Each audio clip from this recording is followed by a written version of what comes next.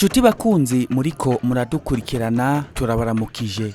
Ku munsi wa gatanu igenekerezo rya 29 Nyakanga 2023 umukuru w'igihugu Nyen icubahiro Varisito ndayishimiye ari kumwe n'izindi ndongozi nkuru z'igihugu zitandukanye yarateye iteka ibirori byo kugurura isabukuru y'imico n'akaranga umwaka w'2023. Ibirori byabereye ku kibuga citiriwe ingoma kiri ku mugwa mukuru wa politike w'u Burundi Igitega ku civugo kivuga kiti tubake Uburundi bwa kaka dufatiye ku mico kama n'akaranga bidushikana ku Burundi bwifashe mu mwaka w'2040 kandi buteye imbere mu mwaka w'2060.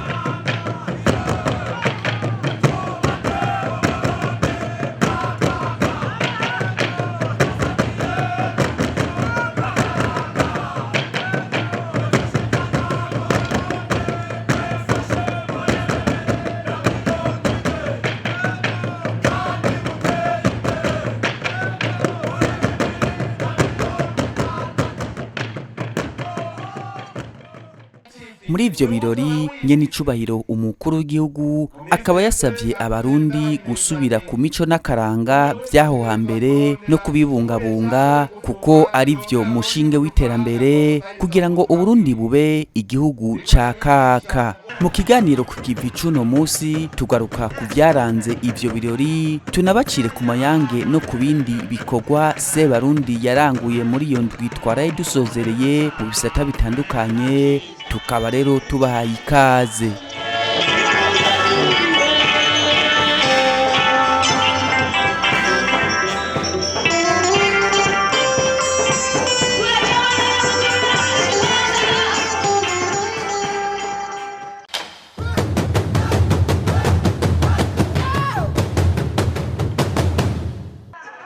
Mu gisata kijanye no gukengurukira Imana ku muhingamo wo kuwa 28 Nyakanga 2023 umukuru w'igihugu akaba n'umukuru w'inama nkuru y'inararibonye z'umugambwe CNDD-FDD Nyen icubahiro Varisito ndayishimiye yarifadikanije n'abagumyabanga bo mu ntara ya Gitega mu gisabisho c'amashimwe gitunganywa buri wa kane wa nyuma w'ukwezi.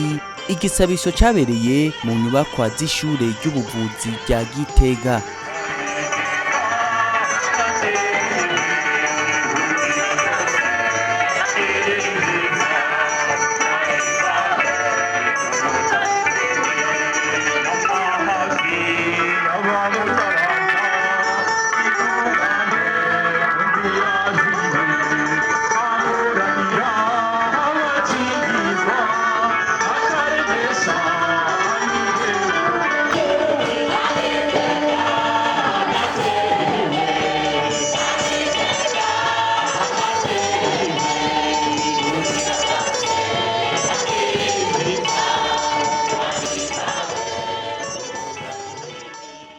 Mu nyigisho zifatiye ku ijambo ry'Imana zatanzwe n'umukozi w'Imana Apotre Isidore Mbayahaga afatiye ku ijambo ry'urufatiro ryanditswe mu gitabo cyo kuvayo ikigabane ca 19 kuva ku murongo wa 4 gushika ku wa 6. Akaba yasavye abarundi kwirinda kugarariza indongozi kuko ngo umugarariji biheza bikamugarukako narirya ngo uburongozi bwose iyo buva bukagera buva ku Mana.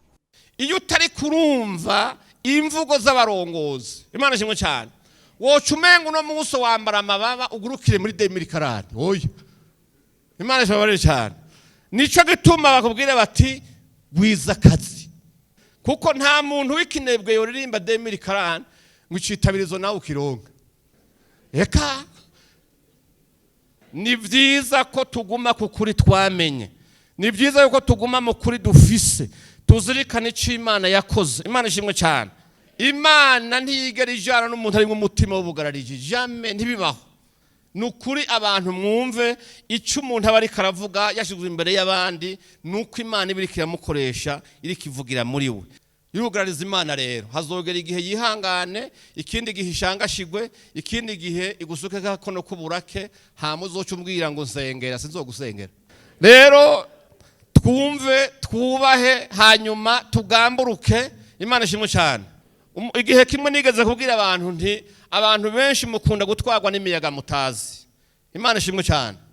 Ariko akenshi wanka gushigikira umwami ahari, uwushaka akazoza utakihari. Umukuru w'igihugu akaba n'umukuru w'inama nkuru y'inararibonye z'umugambwe CNDD-FDD Nyen icubahiro Varisito ndayishimiye, akaba yamenyesheje ko Imana yiyerekanye mu Burundi mu kwezi kwa Nyakanga twaraye dusozereye, kuko ngo yararetse ibihuhusi biraba kugira ngo yerekane ubushobozi n'inkomezi zayo. Ukazobona ibihuhusi vyose, ukazokumva bavuga amajambo menshi, vuga uti Imana nihiri kandi irabizimya.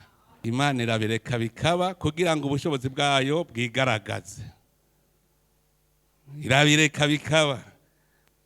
Ugiye mu bitero Google ririmbo ngo mbega wewe ntubabaye ko turiko turapfa. Ngo be Yesu wewe ntubabaye ko turiko turapfa turagiye. Niho yaca nabababwira ati iyo kubukwemera kwanyu konganye n'agatete ka sinapi, mwobwiye iyo misozi ikababisa kandi yo kwimutse. Namwe rero abarundi ndasaba mugire basi kwemera kungana n'agatete ka sinapi, niho mutazosubira guhugumbwa. Ituma mvuga nti ubwiza bw'Imana niho Imana yiyerekanye muri uko kwezi abantu bakabibona. Abantu bavuga ibintu novuga nti ubuhanuzi bwa shetani ngaha mu Burundi, ntibari bazi ko bariko bahamagara Imana. Imana ikiratonda, kuko aho shetani yameze umugara niho Imana ikitonda nyene, ikiraka kiba kibonetse. Nawe ntimwabibonye ko ikiraka caje kiboneka? Bijya Yohana vy'abasiza n'ivy'abasiza ngaho. Nyen icubahiro umukuru w'igihugu akaba rero yibukije abarundi bose, cyane cyane abagumyabanga, ko bari mu isezerano ry'Imana maze barizigame bongere barigendere mu gukura amaboko mu mpuzu, bagakora bagateza imbere igihugu bafatanye mu nda. Abarundi mubanze mumenye yuko turi mu isezerano. Aha twese turi mu isezerano. Nta muntu n'umwe ku isi atari mu isezerano, kuko turi mu mugambi w'Imana. Nta Mana yigeze ire mu muntu itamufitiye umugambi yari kumuremera iki. Ubwo muhora muvyiyumvira ivyo. Mbega Imana yandemeye iki?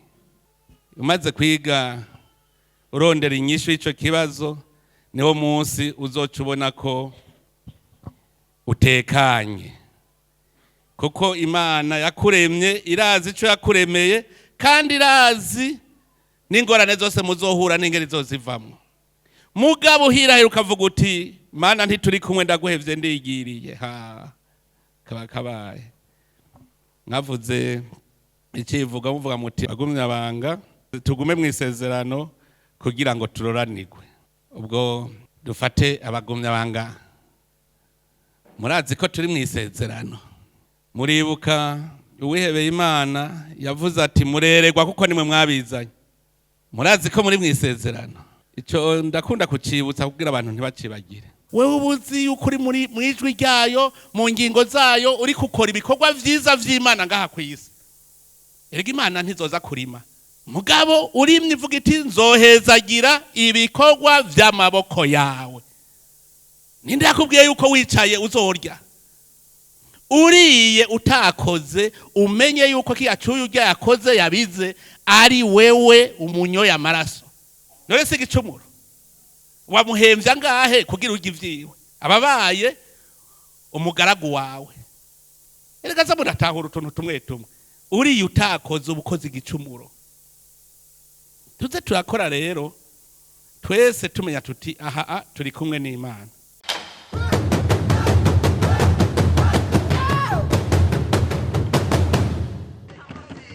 ku munsi wa gatanu igenekerezo rya 29 Nyakanga 2023 ku kibuga citiriwe Ingoma kiri ku mugwa mukuru wa politike w'u Burundi Igitega, umukuru w'igihugu nyene icubahiro Varisito ndayishimiye ari kumwe n'izindi ndongozi nkuru zitandukanye yarateye iteka ibirori vy'isabukuru n'imico kama n'akaranga umwaka w'2023 wahimbajwe ku civugo kivuga kiti twubake Uburundi bwa kaka dufatiye ku mico kama n'akaranga bidushikana ku Burundi bwifashe mu mwaka w'2040 kandi buteye imbere mu mwaka w'2060.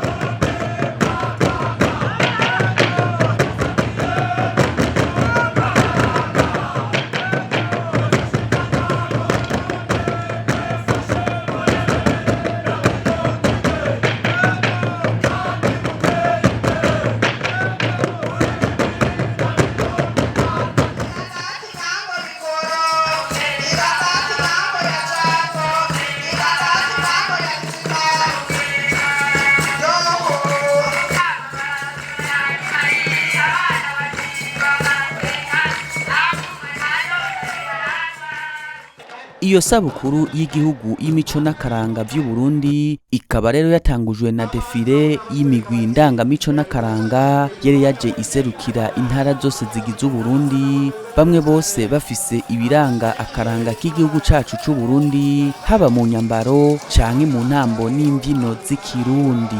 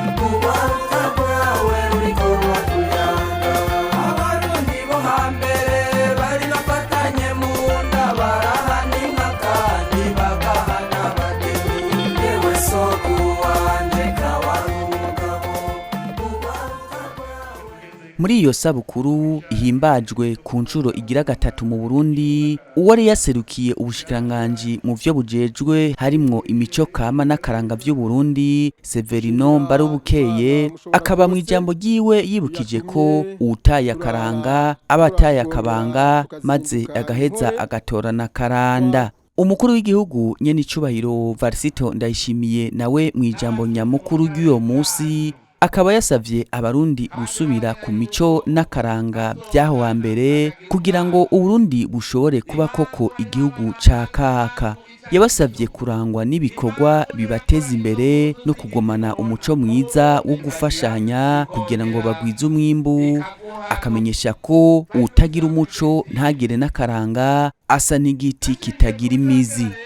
ibikorwa bizokorwa ngaha nivyo bifise amajambo, mugabo tumenye gusa yuko twifuza Uburundi bwa kaka mu 2040, tugashaka Uburundi buteye imbere mu 2060.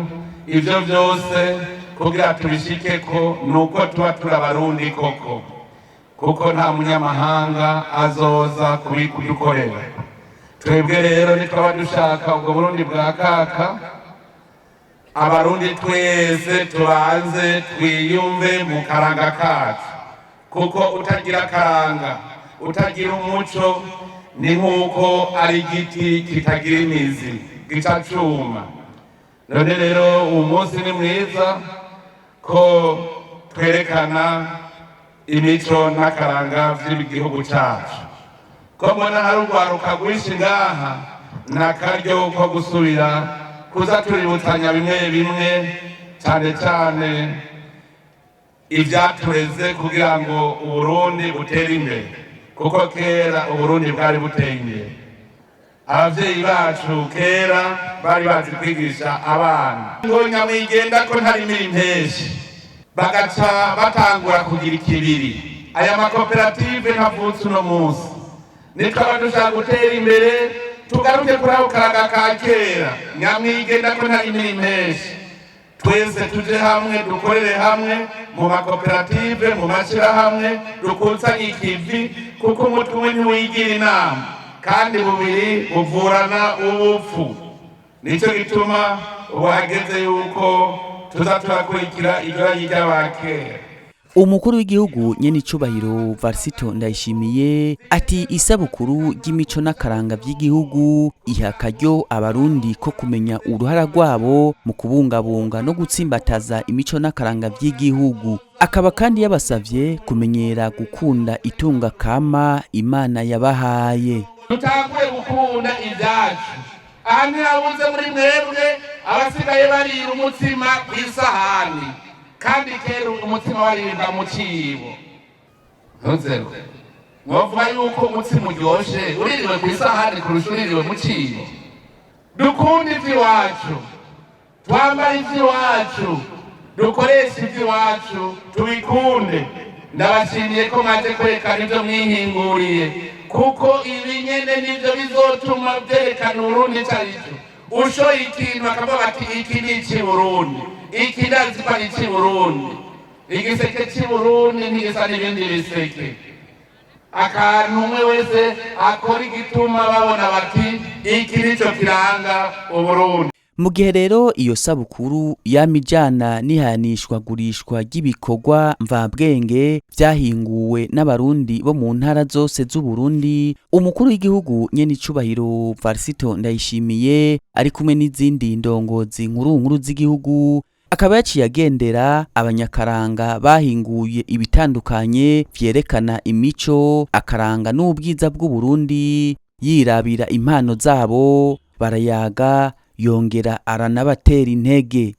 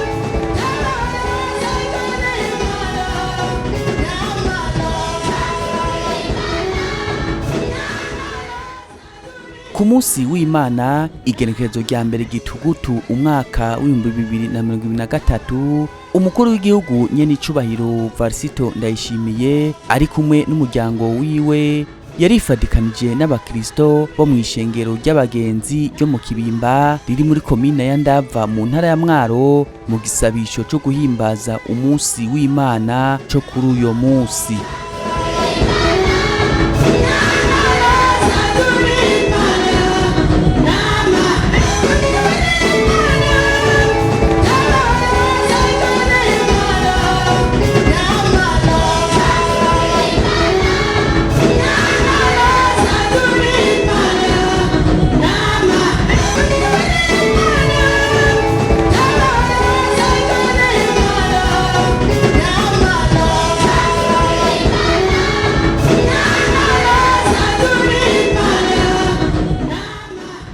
Igisabisho cyo kuri uyo munsi muri iryo shengero ry'abagenzi rya Kibimba kikaba cari gishimikiye ku vyanditswe vyeranda biri muri Yesaya ikigabane ca mbere kuva ku karongo ka 16 gushika ku 31 aho uwarongoye ico gisabisho yasavye abakristo kwitandukanya n'icaha bagasaba ikigongwe Imana kuko ngo ariyo nyene imbabazi.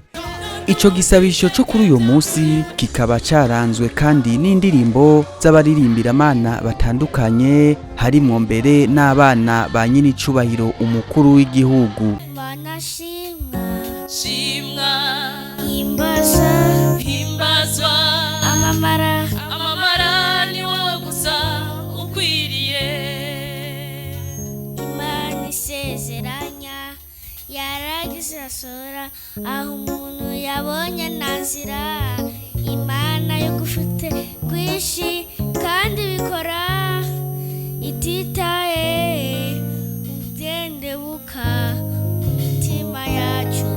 Imana isezeranya yaragize asora aho umuntu yabonye nazira. Imana yo gufite kwishi kandi bikora ititaye udendebuka imitima yacu. Mana shimwa himbazwa amamara ni wowe gusa ukwiye. Mana shimwa himbazwa amamara ni wowe gusa ukwiriye. Wasubiza amasi uvuye kure kandi ni habi cyane. Wategereza ugiye bikagukomereza ku mutima. Yamara wareba abandi uko babayeho rwose ukiheba nshuti. Ibyo unyuramo biruhije nshuti, n'iby'igihe gitoya ntibihoraho. Ntibigatume uteshuka ngo urege Imana. Imana idahemuka tuyizera. Agahinda ka buri munsi imibereho igoye cane. Kumva usuzuguwe na bose ndetse n'ababandi muca musengana. Ariko mu bihe nk'ivyo wibuke yuko hari inshuti nyanshuti.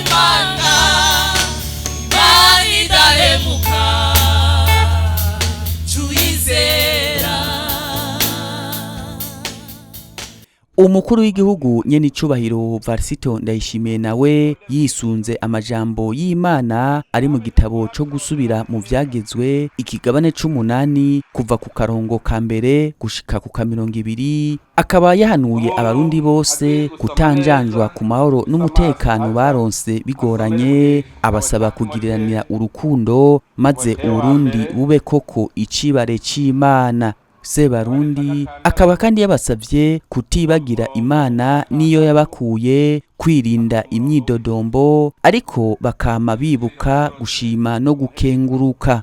Afatiye ku vyanditswe mw'ibaruwa umutumwa Pawulo yandikiye Timoteyo, umukuru w'igihugu nyene icubahiro Varisito Ndayishimiye akaba kandi yahanuye abarundi cyane cyane abakristo kwirinda umwina w'ivyisi kuko ngo ivyo biheza bikabakwegera mu vyaha vya misi yose.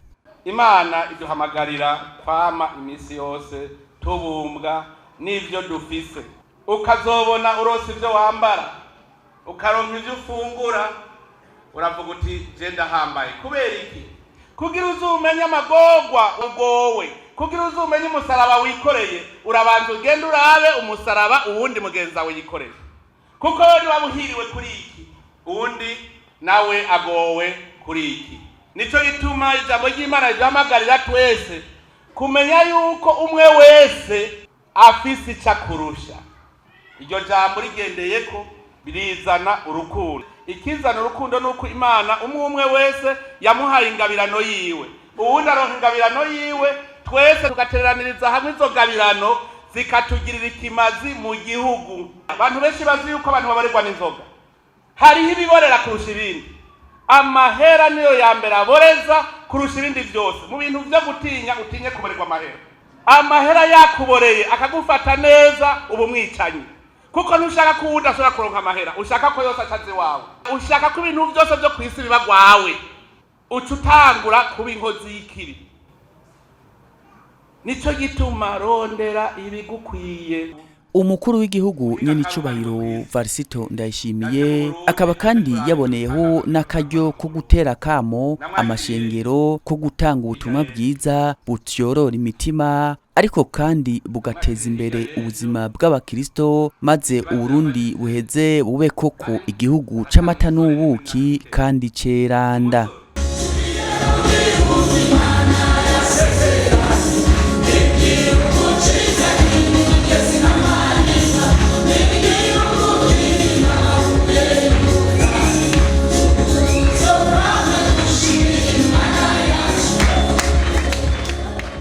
Inyuma y'ico gisabisho ishengero ry'abagenzi ryo mu Kibimba rikaba ryarashikirije akaganuke Sebarundi kagizwe n'ishashi y'inka bise ya bwami ija inafise mbere amezi mu ntumbero yo kumukengurukira kuvyiza amaze kurangurira iryo shengero.